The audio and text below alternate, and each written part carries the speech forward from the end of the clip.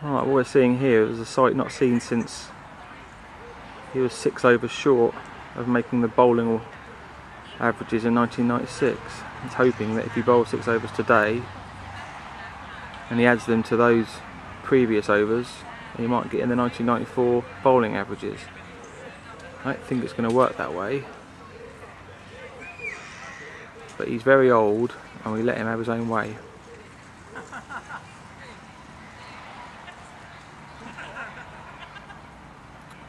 He's not very wisely bringing deep cow corner into the ring, perhaps. Now here it is, first delivery since 1994.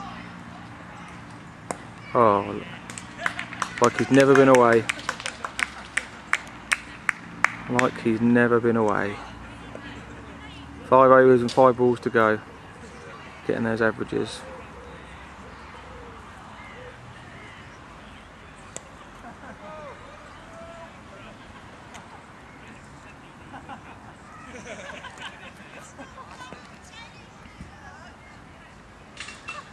I feel I'm going to have to zoom out of it if he's going to bowl those.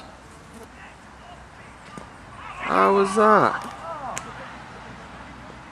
Oh, it's all happening. It's all happening here at the green. This is the place that's at. Never mind the oval. Round the green.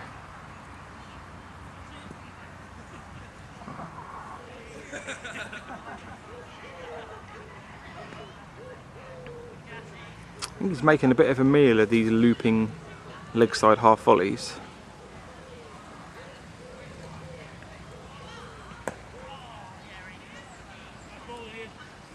That should have been disappearing somewhere towards this camera a lot faster than it came down. Fortunately, he's bowling at D. Hancock Esquire, more known for his bowling prowess than his batting prowess.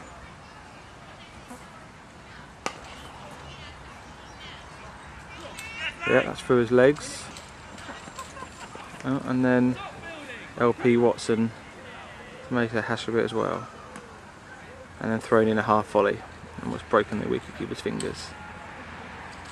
But that's what the crowds come here to see, and they pay good money for it, and they're very well compensated.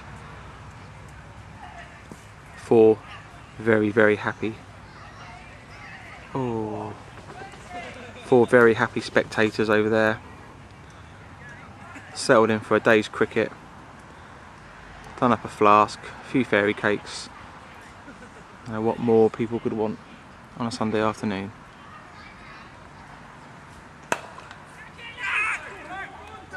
Oh,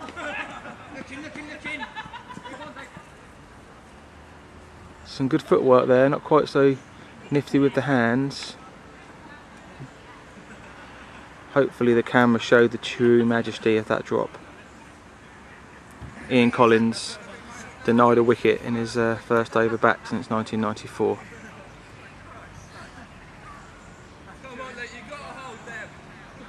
And they're the sort of catches you've got to take in this level of cricket. I think it's really important to point out in this Sunday friendly standard.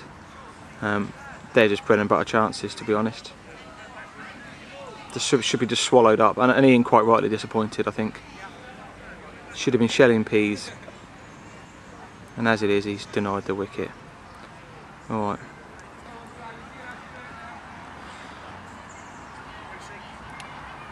back to a bit of normality now.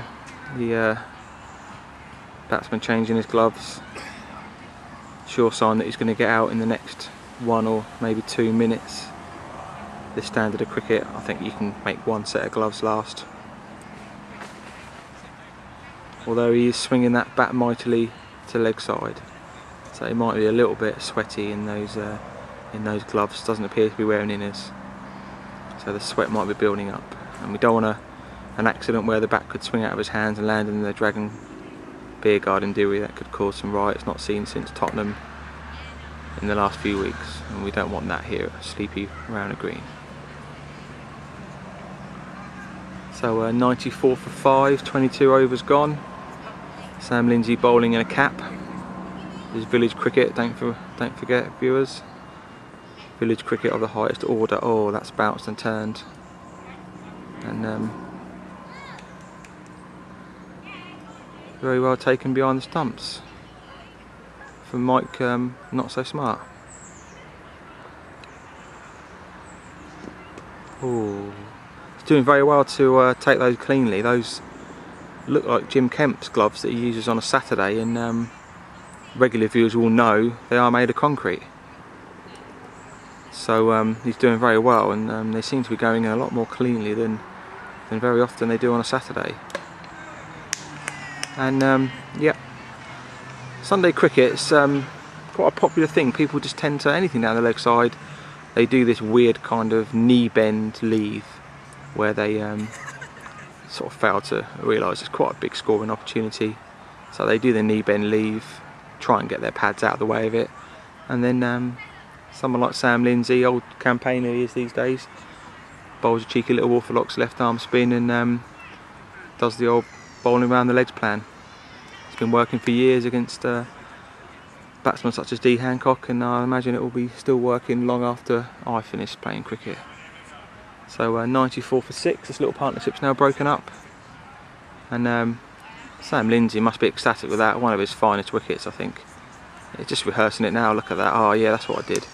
Little round the back of the legs, trap, working on that in training with the blackboard. All the videos we've been studying of Dave Hancock, we know he's susceptible to that. We know he's a prime candidate, and all those hours at the training ground, watching all the footage on the laptop, and it's paid off here today.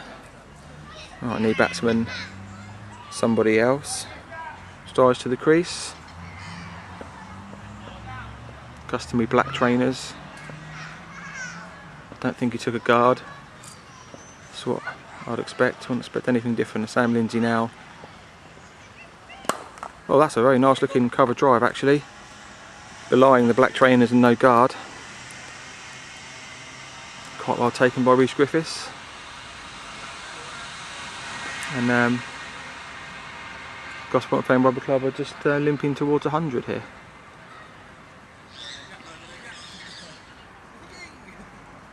But there we go, Mike Smart's here, G and the team up. Nice to see a little bit of quality behind the stumps. Right, here we are back at the green, about a minute and a half after we left it, and as you can see the Rowner players huddled together. Sam Lindsay getting another bold delivery.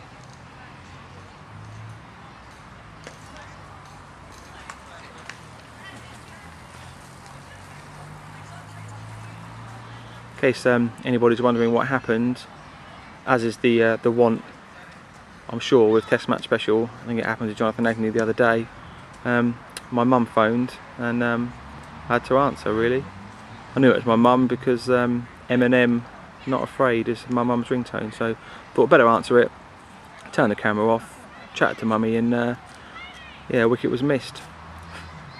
And as I said, something very similar happened to Jonathan Agnew very recently, and he missed a wicket as well, fortunately. I think Tuffers was there to keep on talking. I don't have that luxury. I'm with Daisy, my Labrador. Back to Ian Collins, starting his second over. There we go. Another big wide, not given by Jim Cooper. He's thinking about it. Oh, I'm not sure. Oh, he has given it now. He has given it. There we go. Giving the crowd what they want. Rhys Griffiths is very inconveniently now standing in the way, so I'm going to have to move the commentary box a little bit to this side. Try not to get behind the bowler's arm, but again, black trainers, no guard, probably won't be too worried. I think Ian Collins actually coined the phrase, "this is rubbish." Used it many times to describe opposition bowling, and I think it's now best described for the stuff he's throwing down. Yeah, that one almost didn't reach him. I'm not sure these are actually going to take the bails off if he does hit the stumps. Not a lot of pace on them, sort of 20-30 miles per hour. Oh, there we go, the tree's in the way of that one. But nicely fielded by Julian Haynes. Back to Ian.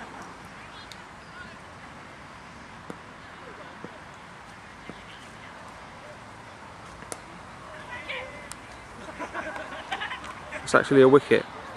That is actually a wicket.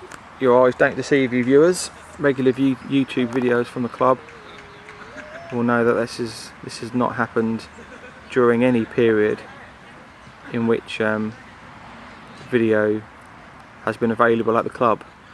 Obviously video recording technology has been around for 30 or 40 years, and that's the last time Ian took a wicket, so maybe on some old black and white cine film.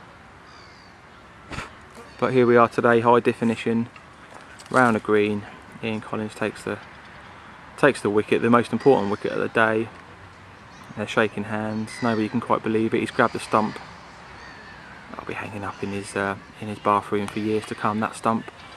And let's just hope he hasn't got the stump that's got the camera in it. I'm sure that's been nabbed by Jim Cooper to be given back to Sky Sports at the end of the day. And then here we go. See, supporters, look at that. They can't be any happy. You can't have a more pleased set of supporters than that. They're seeing a great day's cricket today. Runs and wickets galore, and that's what we're all about at the end. Handshakes, everyone's happy to be here. No tantrums and tiaras like there very often are at the green.